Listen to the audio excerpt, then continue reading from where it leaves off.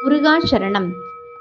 போன செவ்வாய்க்கிழமை ஒரு வீடியோ போட்டிருந்தோம். முருகரை வெளியில தேடாத, முருகர் உன் மனசுக்குள்ள தான் அப்படின்னு சொல்லி. அந்த வீடியோவுல சிலருடைய புரிதல் மாறிச்சு. முருகனை மனசுக்குள்ள நினைக்க ஆரம்பிச்சாங்க. அந்த மாற்றமே இந்த பார்ட் 2வா இன்னைக்கு வீடியோ போடுறோம்.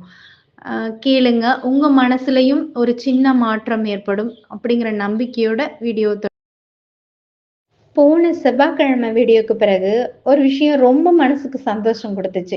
ஒரு சப்ஸ்கிரைபர் மெசேஜ் பண்ணாங்க. அக்கா, என் புரிதல் மாறிடுச்சு. முருகனை பயத்துறல, மனசுக்குள்ள அமைதியா நினைக்க ஆரம்பிச்சேன் அப்படின்னு சொல்லி. அதுதான் எனக்கு கிடைச்ச மிகப்பெரிய வரம். வியூஸ், சப்ஸ்கிரைபர்ஸ் எல்லாம் இல்ல. ஒருத்தரோட மனசு மாறுறதுதான் எனக்கு பெரிய சந்தோஷம். அதனாலதான் இந்த வீடியோ, போன வீடியோவோட தொடர்ச்சி. முருகனை எப்படி உண்மையில நினைக்கணும்னு மனசு திறந்து சொல்ற ஒரு உண்மை.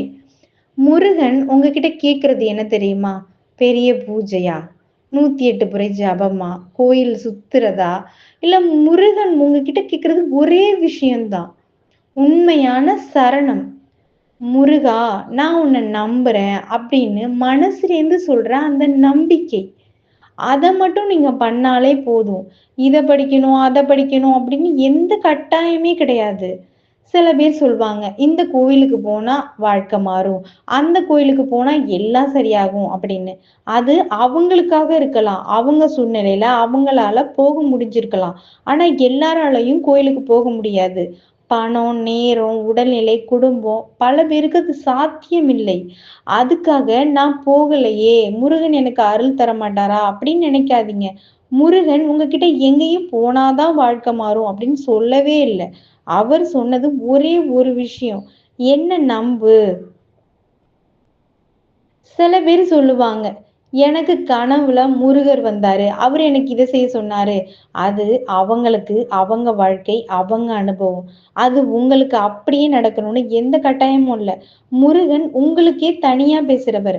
உங்களுக்கே தனியா வழிகாட்டுறவர். மத்தவங்க பாதை உங்களுக்கு அவசியம் இல்லை. யாரையும் கேட்க வேண்டாம். நீங்களே முருகர்கிட்ட பேசுங்க. உங்க கண்ண மூடி அமைதியா, மனசுக்குள்ள மெதுவா, முருகா அப்படின்னு சொல்லுங்க. அது போதும். நீங்க மனசுக்கு புடிச்சத செய்யும்போது, ஒரு பூ வைக்கிறதா, ஒரு விளக்கு போடுறதா, ஒரு வார்த்தை பேசுறதா, இல்லாட்டி சும்மா அமைதியா இருக்கதா, அப்படிங்கிறத நீங்க மனசுக்கு புடிச்சு செய்யுங்க. முருகன் அத பார்த்துட்டு கேட்டுட்டு தான் இருப்பாரு. அவரு உங்களுக்குள்ள இருக்க இருளை அழிச்சு உங்க மனசுல நம்பிக்கைங்கிற ஒளியா வருவார். ஒவ்வொருத்தங்க மனசுலையும் அந்த ஒளி கண்டிப்பா பிறக்கும். அந்த ஒளி உங்களுக்குள்ள வர்ற வரைக்கும் நீங்க காத்திருங்க. பெரிய பூஜை பண்ணுங்க, தவறு இல்ல. விரதம் இருங்க, தவறு இல்ல. கோயில் சுத்துறவங்க பேர்லயும் தவறு இல்ல. அதே மாதிரி எதுவுமே செய்ய முடியாத உங்க மேலயும் எந்த தவறுமே இல்ல. முருகன் எல்லாருக்கும் ஒரே மாதிரி தான். பெரிய பக்தனுக்கும், மனசுல மட்டும் நினைக்கிற உங்களுக்கும்.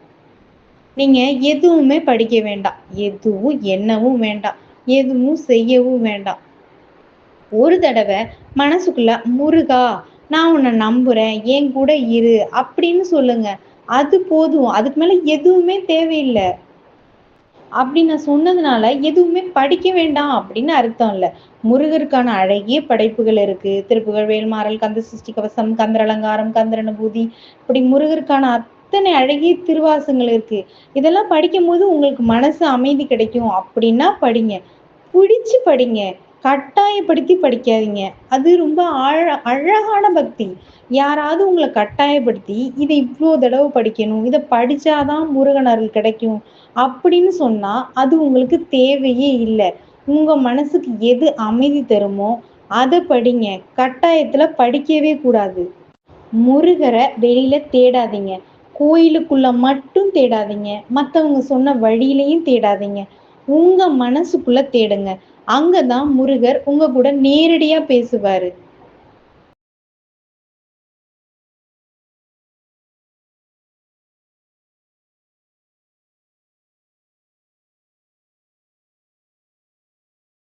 இல்ல. கோயில் கோயிலா போறதுலயும் இல்ல. அங்க போய் நெய் விளக்கு, வெத்தல தீபம், 6 விளக்கு, 9 விளக்கு, 18 விளக்கு அப்படிங்கிற எண்ணிக்கையில அவர் இல்லவே இல்ல. முருகர் இவ்ளோதான். உங்க மனசு, உங்க நம்பிக்கை, உங்க அமைதி அது போதும். அதுதான் உண்மையான சரணம். எண்ணிக்கை இல்ல, விதி இல்ல, கட்டாயம் இல்ல. உங்க மனசு தான் முருகருக்கான கோவில். நிறைவா முருகன் உங்களுக்குள்ள இருக்காரு. ஒரு நம்பிக்கையா, ஒரு அமைதியா, உங்க மனசுக்குள்ள எப்போதும் எரியும் ஒரு விளக்கா.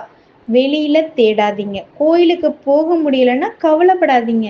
இன்னைக்கு முடிஞ்சா கோயிலுக்கு போங்க. முடியலையா வீட்லயே சாமி ரூம்லயே அல்லது உங்க மனசுக்குள்ளேயே முருகன கும்பிடுங்க.